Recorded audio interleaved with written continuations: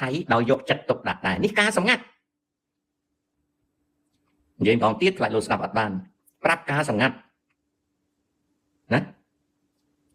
ការសម្ងាត់ឲ្យដឹងនេះតាស៊ើបដឹងទី1មេធំអាមាត្យដែលនៅក្បែរកៅអីលឿងបាញ់ភ្លើងលឿងផងភ្លើងបៃតងផងឲ្យមេដឹកនាំខ្មែរនេះគឺជាចំណុចដែលតាគិតថាពាក់កណ្ដាលវាជាចិត្តសាស្ត្រពាក់កណ្ដាលជានយោបាយសុខឆន្ទៈដែរសមាជិកក្រុមប្រឹក្សាព្រះមហាក្សត្រព្រះចៅគេហៅថា Member of the Privy Council នៃប្រទេសថៃមួយចំនួនតំណែងតំណងមកមេដឹកនាំខ្មែរគ្រាន់តែមិនចាញ់មុខបានសេចក្តីថាថៃសៀមមិនមែនជិះសេះលែងដៃទេមិនមែនជិះសេះលែងដៃទេតែអំរែករបស់អ្នកនយោបាយសៀមរវាងពួកជាតិនិយមថៃហើយនិងពួកប្រជាជនថៃផ្នែកសេដ្ឋកិច្ចវានៅលើស្មាធ្ងន់ចំណែកអនុទិនចានវីរៈគុណគាត់អត់មានអំណាចតាក់ទងនឹងរឿងព្រំដែនទេហើយគាត់កំពុងតែប្រឈមនឹងបញ្ហាសេដ្ឋកិច្ចសពបែបសពយ៉ាងហើយកម្ពុជាឥឡូវនេះអារឿង scam ហ្នឹងវាអន់ល្បីវាល្បីនៅថៃតាំងពីកាប់មនុស្សដាក់វ៉ាលីសម្លាប់គ្រឿងញៀនចូលវាលយន្តហោះចរាចរណ៍លុយក៏ខ្វក់នឹងការប្រើប្រាស់ឯកសារคล้ายសេដ្ឋកិច្ចស្ថិតនៅក្នុងកំណើនមួយកណ្ដកសញ្ញា6ណាទាំងអស់នេះគឺកំពុងតែកើតឡើងហើយអាកាសធាតុ70ខេត្តហ្នឹងគឺរងគ្រោះទាំងអស់ដងទន្លេនៅភាគខាងជើង2ខ្សែមានជាតិពុលដែលទឹកពុលហ្នឹងកាលណាហូរចូលក្នុងស្រែផលស្រូវមានជាតិពុលជារ៉ាសិនដែលជាតិពុលហ្នឹងជួបប្រទះនឹងការកែច្នៃអស់តម្លៃថ្លៃដើម្បីនាំអង្គមកកាន់ទីផ្សារយុរ៉ុបអាមេរិកខ្ញុំមិនសូវលើកមកនិយាយពីព្រោះមិនចង់ឲ្យកូនចៅចូលមិនចង់ឲ្យចូលចង់ឲ្យខំរៀននឹងការសម្ងាត់ខ្ញុំប្រាប់រឿងការសម្ងាត់មួយ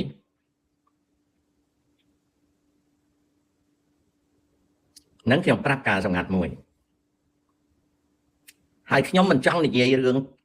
ច្រើនទេពីព្រោះចៅចូលណាស់ឲ្យតែលឺសូវអញ្ចឹងចូលបាត់ដល់ពេលចៅចូលទៅវាធ្វើឲ្យខ្មែរយើងខ្សោយចៅដឹងខ្មែរយើងខ្សោយដោយសារអីខ្សោយដោយសារអួតចូលហើយនឹង fake ហើយកាលណាយើងអួតចូល fake យើងខ្សោយដោយសារយើងអត់រៀនណាអាហ្នឹងអញ្ចឹងហើយចៅដែលមានចម្ងល់រឿង World Cup តាអត់ដឹងទេកូនអើយកុំសួរតាណាកូនណាMKNP ខ្ញុំឆ្ងល់ហេតុអ្វីបានក្រុមប្រឆាំងពេលយើងមានទស្សនៈផ្ទុយពីគេតែងហៅយើងថាជាយួនចៅសម្លាញ់អាសំគុលអាស័យប្របេថោកបោកស្រោមសម្បត្តិណាសាហាវជាងខ្មែរក្រហមទៀតរឿងពាក់ផ្លាស់ឲ្យយើងតែតាចង់ប្រាប់រឿងសម្ងាត់មួយតានិយាយ 2-3 មិនិតមុននឹងចប់វគ្គនេះតាប្រាប់រឿងសម្ងាត់មួយទៀតកាលពីសម័យណានិគមនិយមនៅប្រទេសកម្ពុជាក្មេងស្រីខ្មែរកម្រក្រក្រៃណាស់អាចរៀនចប់អនុវិទ្យាល័យក៏ដូចជាអនុវិទ្យាល័យមានតិចណាស់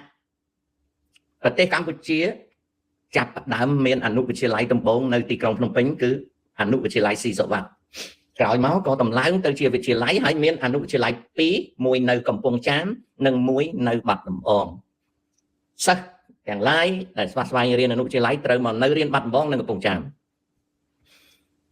ក្មេងស្រីខ្មែរកម្រក្រក្រៃណាស់បានចូលអនុវិទ្យាល័យ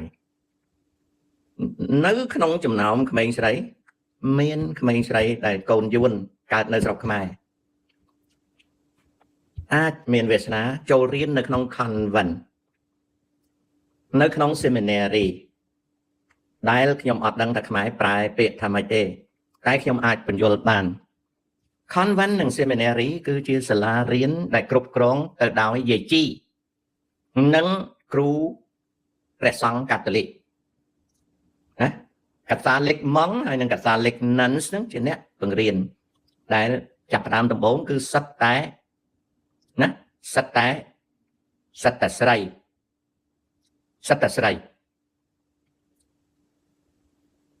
ខ្ញុំនិយាយខុសខ្ញុំប្រើពាក្យស្រីហ្នឹងគឺខុសសាលាដែលគេបើកនៅក្នុងព្រះវិហារកាតូលិកឬក៏មជ្ឈមណ្ឌលនៃកាតូលិកហ្នឹង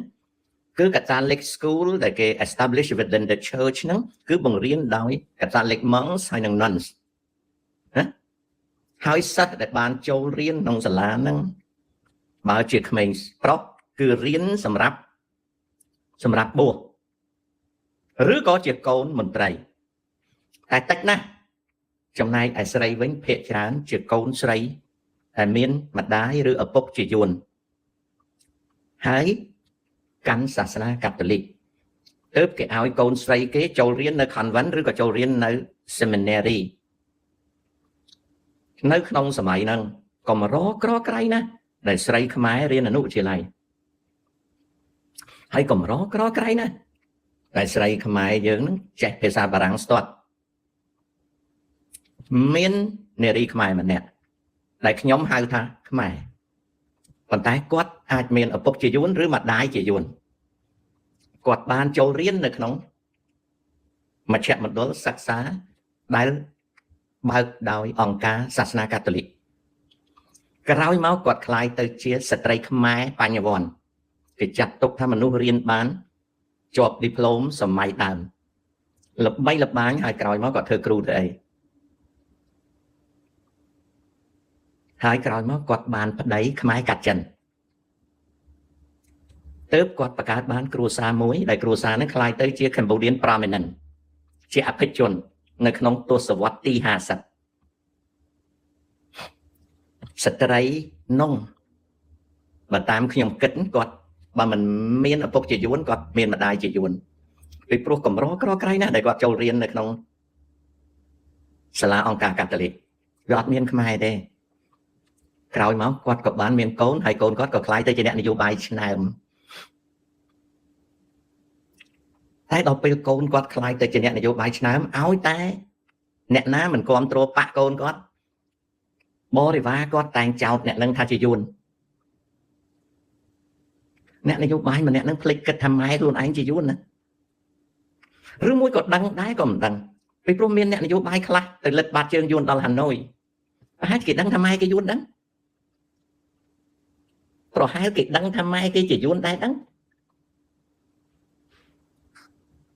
នេះគឺជារឿងព្រេងរបស់កងសពរឿងព្រេងទេណាមិនមែនរឿងពិតទេណា I am telling you a story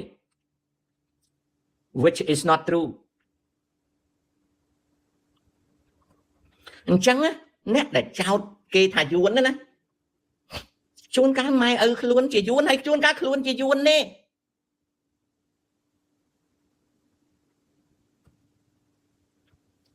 ដូចជាមេគុកមួយមេសន្តិបាលស21ដែលជាចៅវាយរបស់ដូចកាំងកេអៀវគាត់យួនដែរប៉ុន្តែគាត់បានចាប់មនុស្សជិត 20000 នាក់ទៅធ្វើទរណកម្មឲ្យសម្លាប់ចោលនៅស21សម័យខ្មែរក្រហមតែគាត់ជាយួនវុធីសៀងអើយតានឹងកូនយួនតើកូនណាដូចអាហើមសេងរតនាវានិយាយចឹងថាតាមិនមែនកើតនៅលើដៃអីទេយួនសតមកពីអញវេលរៀបដែល JBC សៀម JBC ខ្មែរអាចធ្វើការបាននៅក្នុងបណ្ដុំបកគោលទី50និងនៅក្នុងបណ្ដុំបកគោលទី40រីឯនៅក្នុងតំបន់ថ្មិញរណាដែលយកតាមខ្សែទឹកមិនមានតំបន់ខ្លះអាចចូលទៅដល់តំបន់ខ្លះមិនទាន់ដោះមីនរួចទេណានឹងមួយរីឯជួរភ្នំដងរែកដែលយកតំបន់ខ្សែទឹកបូកនឹងចំណុចជាកម្ពស់ខ្ពស់ដើម្បីកាត់យកពាក់កណ្ដាលម្នាក់នៃខ្សែព្រំដែន តំបន់ជួរភ្នំដងរែកមួយចំនួនសិតតែមានអត់តន់អាចទម្លាក់កងវាស់ស្ទង់សំបីតែទម្លាក់កងវាស់ស្ទង់កងការងារទៅក៏យ៉ាប់ដែរតំបន់ខ្លះត្រូវការឧទ្ធម្ភាគចក្រតើគេអាចនឹងរាយលួសបន្លាបានទេអត់បានទេ